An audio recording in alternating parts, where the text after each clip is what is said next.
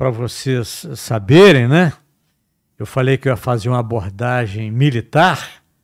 Como é que nós, do Exército, estamos organizados na Amazônia? Nós temos o Comando Militar da Amazônia, com sede em Manaus. E ela pega todos aqueles estados mais de oeste, né? Então é Amazonas, Acre, Rondônia e Roraima. Isso é a Amazônia Ocidental. Tem um comando militar diário, um general 4 estrelas com tropas voltadas para isso aí. Certo? E nós temos o Comando Militar do Norte, que foi criado recentemente, né?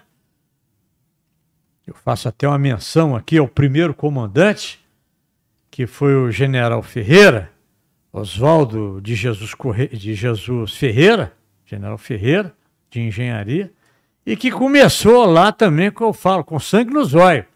Então, bota um general 4 estrelas ali para vibrando e o cara sai fazendo coisa, né?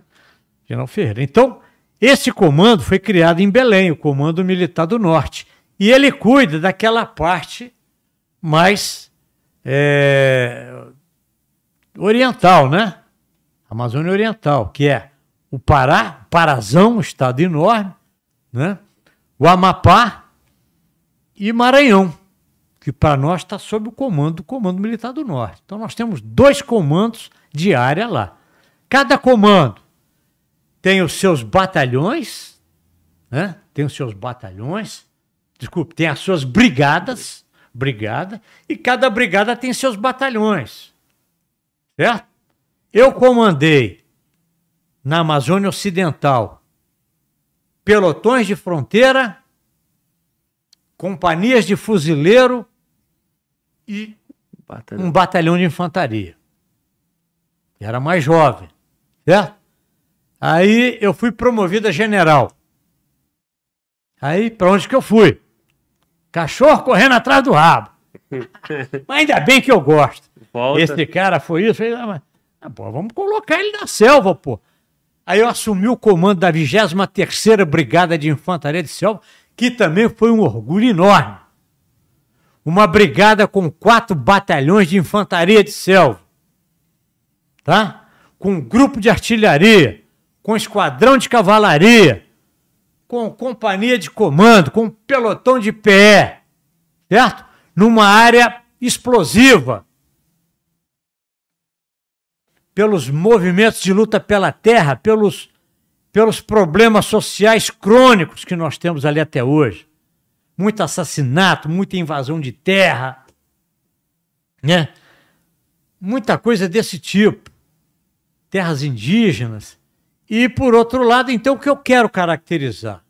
E ao norte, o Comando Militar do Norte faz fronteira com a Europa. Sim. Europa. Guiana Francesa. Exército francês está lá. Os legionários estão lá. Legionários que fazem o curso de guerra na selva conosco, lá no Centro de Instrução de Guerra na Selva. Então, se é aquilo que eu falo, se um dia, enlouquecendo, nós tivemos que nos deparar com esses companheiros, guerreiros da França e de outros países, do Suriname, é porque os políticos querem, não porque nós, irmãos das armas, queremos. Certo? É uma relação muito bonita. Tá? Eles nos respeitam muito porque conhecem o nosso Guerra na Selva e a gente os respeita também pelos trabalhos que eles fazem lá. Tá? Então, a Amazônia Ocidental. Qual é o maior risco lá? São ameaças vindo de fora. Conforme eu falei. Guerrilha, resumindo, é guerrilha. Né? Tráfico, etc. Ameaças da Amazônia Oriental. São esses problemas sociais crônicos da área, né? Que é uma coisa interna nossa, e lá na frente nós temos que garantir também a nossa faixa de fronteira com esses países, que é a Guiana Francesa, né? A Guiana Francesa, o Suriname e a Goiânia, que é a antiga Guiana holandesa. Tá bom? Selva. General, senhor falou que voltou como comandante de brigada, né? Correto. E aí, uma brigada ali, no teu caso, você tinha 5 batalhões? Tinha 4 batalhões 4 batalhões. de infantaria. Tinha um grupo de artilharia. Tinha um esquadrão de cavalaria. O batalhão de infantaria, ele tem, normalmente, 3 companhias de fuzileiro, né? Batalhões enormes ali. Lembrando ali, tinha os 52 bis em Marabá, tinha uns 51 bis em Altamira, e tinha os 53 bis em Itaituba, e tinha os 50 bis em Imperatriz. Então são batalhões ao longo da BR-230, a Transamazônica. Nós controlamos aquela via de forma setorizada. Nós controlamos as grandes estruturas estratégicas, como a hidrelétrica de Tucuruí, que já foi invadida. Já foi invadida, algum tempo atrás, acho que no comando do general Nasa, era o comandante da brigada, e eles queriam abrir as comportas. Então você tem que controlar isso daí, certo? E parar a Transamazônica, e etc, etc. Então nós temos que ter o controle total daquilo ali. Problemas lá em São Luís, né? Nos presídios ali, a gente vai serrando, você vai chegando para lá. Quando você vai chegando, a coisa se resolve. Porque se não chegar, não resolver, a gente tem que entrar em ação. Tá? Essa região aí do teu comando, quando o senhor alçada general, Sim. A área que a gente está pegando ali já é uma extensão bem grande. Bem grande, né? Mas eu não tenho de cabeça, mas é uma área tão grande quanto a Amazônia Ocidental, porque o estado do Amazonas também é muito grande, né? Sim. De um lado você tem o Amazonas e do outro você tem o Pará. Os 2 maiores batalhões que nós temos, um está em Manaus, que é o primeiro batalhão de infantaria, e o outro é o segundo, que está em Belém. Eles têm até uma rixa muito, muito salutar, né? Mas são batalhões das capitais. E aí toda brigada é comando de general de brigada. General, né? De brigada. E aí aproveitar esse gancho, até porque é uma dúvida, o pessoal tem pergunta, já mandaram até no chat. Tá. General de brigada vai comandar essa brigada que é composta de vários batalhões. Tudo isso que o senhor falou, né? Os batalhões são peças de manobra. Nós temos também unidades de apoio. A artilharia é uma unidade de apoio, apoio de fogo. Nós temos unidade de reconhecimento, que é o esquadrão de cavalaria. E nós temos o batalhão logístico, que presta localmente ou regionalmente a logística àquela tropa operacional.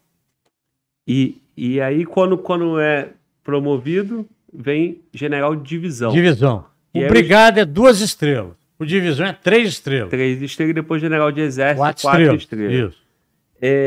Quando vai para general de divisão, assume o quê? Qual é? Normalmente você assume uma divisão de exército. Divisão de exército. A divisão de exército não tem uma estrutura tipo. Uma divisão tem 3 brigadas. Não. Ela é constituída em função da ameaça. Ela pode ter uma brigada, 2, 3 brigadas, pode ter uma brigada e alguns batalhões. Então ela é muito flexível. Mas é uma estrutura, é um comando acima de brigada, tá? E ele pode assumir também os órgãos de direção geral do Exército, lá em Brasília, né? Lá em Brasília, ele pode assumir órgãos de direção geral, ele assume as regiões militares. Eu, como general de divisão, aí o que aconteceu, Glauber? Você que comandou pelotão, você que comandou companhia, comandou batalhão e comandou brigada. Aí eu saí general de divisão. Pra onde que eu fui, Glauber? Pra onde que eu fui, Glauber? A pergunta fácil, hein? Imagina. Eu fui pro comando da 8ª Região Militar em Belém, que é uma tropa de selva também. Região muito boa, onde predomina o apoio logístico ao Comando Militar de Área, que é o Comando Militar do Norte. Então eu tinha que prover o apoio logístico, né?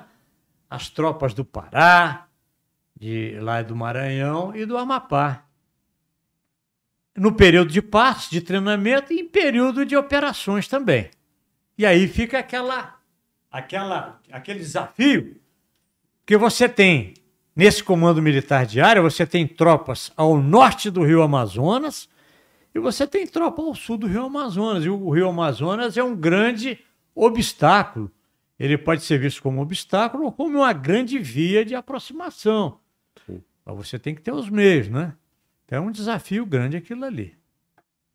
E aí, quando vai a general de exército, aí pega os Comando Militar da Amazônia, Comando Militar do Norte. Então, o general de exército, numa missão operacional, ele vai comandar esses comandos militares de área, né? Ou o Comando Militar da Amazônia, ou o Comando Militar do Norte, do Leste, do Sudeste, do Sul, né? Do Nordeste, né? Centro-Oeste, aí vai. E tem também comandos de oficiais generais que não são na tropa, mas são muito importantes, como Estado-Maior do Exército, pessoal, né? Comando de Operações Terrestres, né? E por aí vai. Parte de pessoal, é o pessoal que fica... Não, tem Departamento Geral do Pessoal, que cuida dos quase 800 mil militares da ativa, da reserva, aquela coisa toda, certo? Sim. Da parte de saúde, sim, né? Aí tem que ter um de exército ali, sim. Movimentação de pessoal. Então, tem diversos casos. Nós temos 16 generais de exército, tá? Nativa. Nativa. E temos ali, eles completam os comandos militares de área e depois completam esses altos cargos de interesse da Força Terrestre. E aí, para fechar, o senhor foi até general de divisão, né? Divisão. E na ativa só tem somente 16 de exército. Então, naturalmente, precisaria ter vaga, tem alguma questão assim? Não, porque os de divisão nem todos vão para exército, né? Não, nem todos. O exército, ele tem uma estrutura piramidal, né? Você tem oficiais de carreira formados pela Academia Militar das Agulhas Negras e por outros órgãos de formação de oficiais de carreira, né? E você tem os oficiais temporários. Por que isso? Porque dentro dessa pirâmide formada pelos cargos necessários, se você coloca na base da pirâmide, né? Sei lá, centenas de tenentes, né? Quando esse pessoal for subindo na carreira e esses cargos vão diminuindo, haverá uma frustração enorme, porra. Você coloca lá 400, bota lá, se formam lá 800 aspirantes. Então, os batalhões precisam dos 800 aspirantes.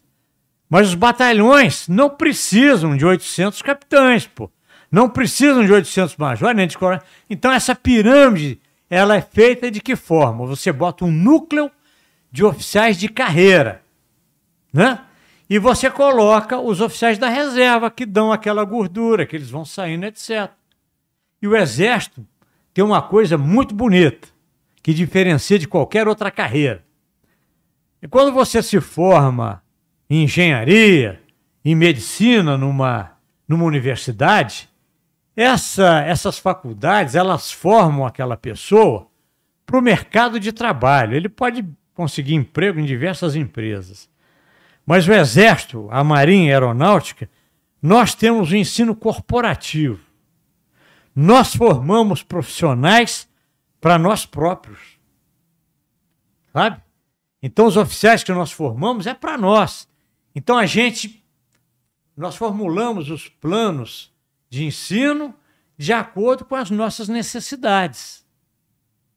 Tá? Isso é uma coisa que diferencia muito a nossa carreira. Os nossos profissionais são para nós. Tá? É isso. Muito bom, meu irmão.